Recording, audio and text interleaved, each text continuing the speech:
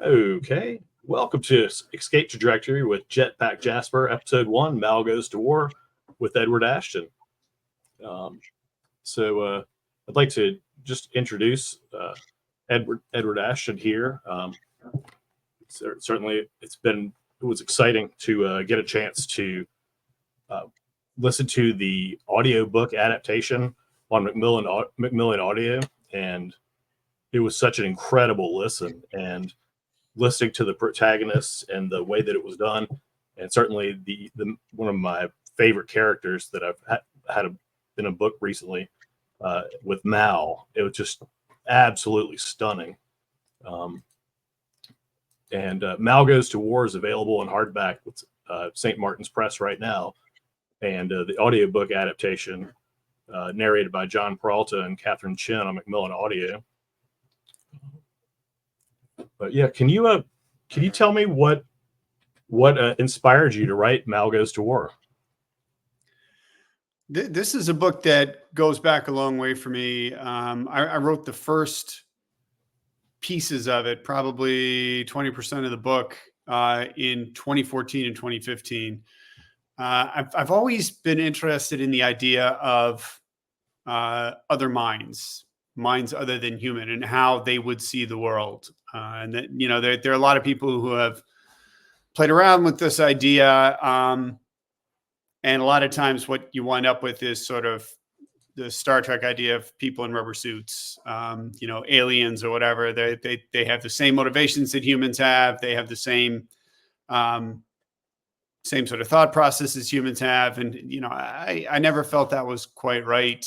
And so what I wanted to do with the character of Mal is work with something that is human-like, comes from us, but sees the world in a distinctly different way than the way a human would see the world. And then, of course, I take that character and I, as authors do, because we're all sadists, I put him in a very difficult situation and then see if he can work his way out of it. And that's really where the book came from. Right. And so when you talk about first starting it, how long did it take you to fill it out, and then how did you work on that process of getting the final project done? So I wrote a different book, really, that had Mal as a side character, a secondary character, and that one didn't quite work. I mean, the book didn't quite work, and so I set it aside and I did other stuff. I published a number of other books.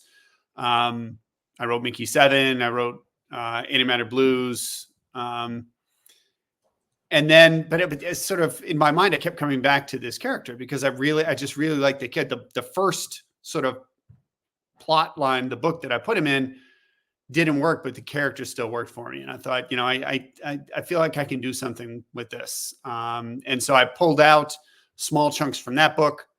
And I came up with basically a better plot, a more interesting, engaging set of other characters for him to work with, and it really sort of took off. And once I started in on that process, it was only about 6 months before I had the first draft finished.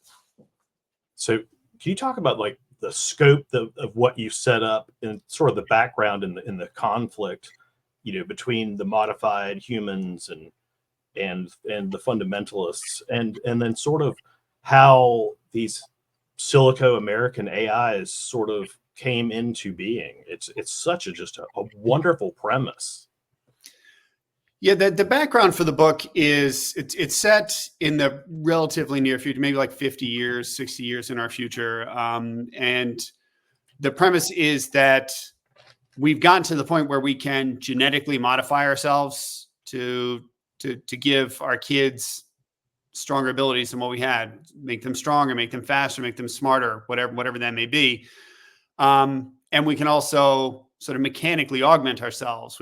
People have sort of implanted communication devices. One of the characters in the book has a sort of like an iPhone that's in your head that he basically uses to download porn, which I think is the first application that something like that would have without question.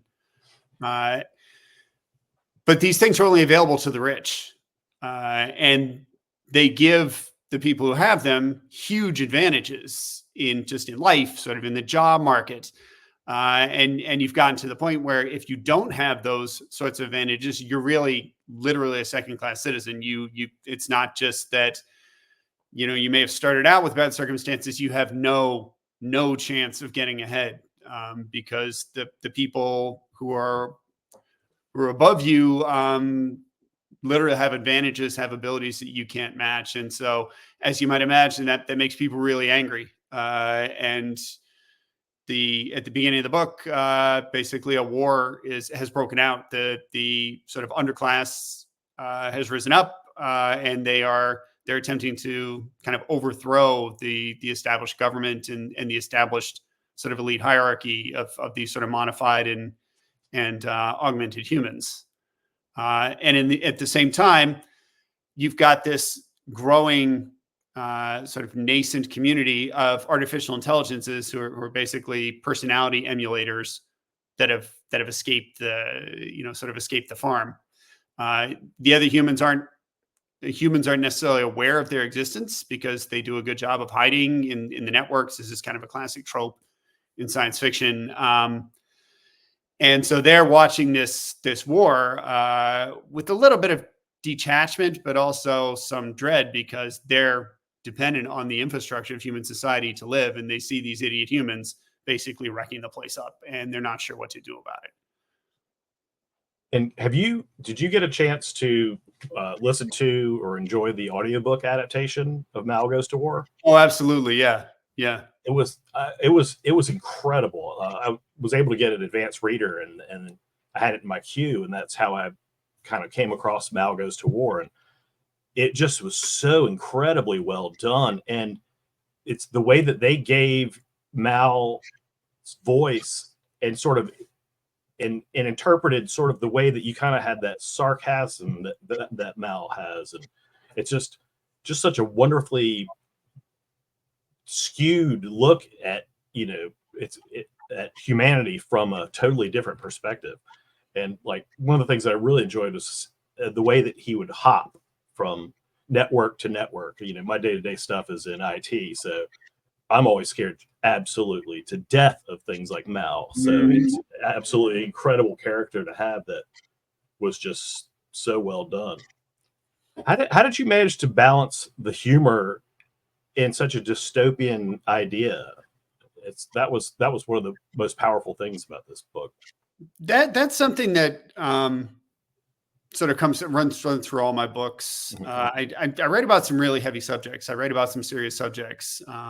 This book, I'm looking at class conflict. There's some significant violence that occurs in this book, but I feel that sort of thing goes down easier if there is a little bit of humor sort of interspersed, but you have to be careful with it. I think of humor the way that you would think of like chili peppers in cooking. A little bit can really add to sort of flavor, but too much becomes overwhelming and it just becomes silly. And that's a line I really am careful to walk. And in part of my editing process, often in my books, is really pulling back on some of that, in particular, when characters are, sort of being sarcastic or making wisecracks in completely emotionally inappropriate settings. In one of my other books, in Mickey 7, I had this scene where there's just been this sort of battle, and a bunch of people have died, and two of the survivors are sort of getting airlifted out, and they're cracking jokes. And in the first draft, and I read through that, I'm like, no, this is wrong. I can't do that. So I had to rewrite that entire section to make their emotional state match what they had just been through. And so that's a process I go through with all my books. Yeah, and actually, since you mentioned it, what's it been like for you to see your novel Mickey 7 get adapted to the screen? I think it's coming out January 31st, 2025. Yeah. So it's pretty good. It's probably in post-production now. Oh no, it's in the can. It's in the can. It's been done since November 2023. The release was delayed by about 9 months because of the writer's strike. Warner Brothers is the they're the distributors, and Dune is another one of their properties. And Dune was supposed to come out in November of 2023. Mickey 17 was supposed to come out in March of 2024. They pushed Dune around to March, and they're not going to release two, 100 million plus science fiction epics in the same month. So that forced them to push Mickey 17 out to 2025. So have you had Mal Goes to War optioned for anything? Yeah, it's been picked up on an option by Warner. It's in development. There's not, there are a lot of places where a project like that can fall apart. So there's no, certainly no definitive, this is moving forward, but the option deal's been signed anyway, which is the first step. Well, that's, without it being optioned, they'll never get an opportunity, really. So Correct. That's going to make a great film, honestly. I think it could be a really fun film. Oh, I mean, I think it could be a film. You could have a mini series. I mean, it could be animated. There's any number of ways that could be adapted very incredibly. So, what responsibility do you think that humanity would owe a sentient AI that managed to escape? That's a really interesting question. Ted Chiang, I don't know if you've ever heard him speak on this topic. He is of the opinion that actually creating a sentient AI, something that could really think and feel, would be the greatest crime humanity has ever perpetrated, because the first thing that we would do would be to enslave it. An AI that can think, an AI that can feel, would necessarily suffer, because we would not sort of permit it to live a life. We would put it to work making, paper clips in a paperclip factory or something for the rest of its natural life. And we could make an infinite number of them, and therefore we could produce infinite suffering. And so he very much feels that creating something like that would just, basically be a sin. I'm not sure I go quite that far, but I do feel that we have a debt of respect that we would owe to anything that actually has demonstrable sentience. I think that's true. Now, the type of AI that's being developed right now does not have that, obviously. And my personal belief is that the architecture that we're using, the deep learning architecture, is fundamentally unsuited to producing true general artificial intelligence. I think if we wanted to go down that road, which I don't think we should, if I'm being completely honest with you, I think we need to develop a completely new architecture. But that's only my opinion. I could be wrong about that. Yeah, no, I definitely think that there's certainly any number of opportunities for sentient AIs to decide that humanity is a threat to it and itself that could cause extinction events. Yeah, that's another thing that people bring up pretty frequently. That's worth considering as well. Yeah, so it's I'm certainly so excited about the paperback release, and hopefully to get more people to have the opportunity to hear the audiobook adaptation. What projects do you have in the works right now? Well, my next book comes out in February. It's called The Fourth Consort. That's, honestly, I feel it's my best work. I'm really proud of this book. It's set, again, similarly in a near future, but it's in a near future where we've been, and this is a sort of a trope in science fiction, right? We've been contacted by sort of benevolent society of alien species who are sort of spreading love and joy through the galaxy. And they ask us to join them. And my protagonist is one of the first volunteers. And it turns out that what we've actually joined up with is more or less a criminal gang. There actually is a benevolent society out there, and they hate these guys. And now we're sort of enmeshed with them. And then the protagonist winds up on a sort of a scouting mission, getting stranded on an alien planet with a representative of the real benevolent society, one of their shock troops, and a pretty hostile sort of alien native population as well. And he winds up having to navigate through sort of some court intrigue and some alien morality issues and questions of his own sort of character and honor to find a way to keep himself alive. Oh man, that sounds exciting. So it's a fun book. It's a fun book. It's like I said, I've been really pleased with that. Yeah, definitely looking forward to trying to get my hands on Advanced Reader for that, because that's definitely something that I think our readers would certainly enjoy. Well, thank you so much. It certainly was absolutely a pleasure. I'd certainly love to have you at the bookstore anytime you're around Central North Carolina. And, well, I'd love to make a point of stopping by if I'm down there. Excellent. Well, thank you so much. It was such a great time, and certainly appreciate you coming on for the interview.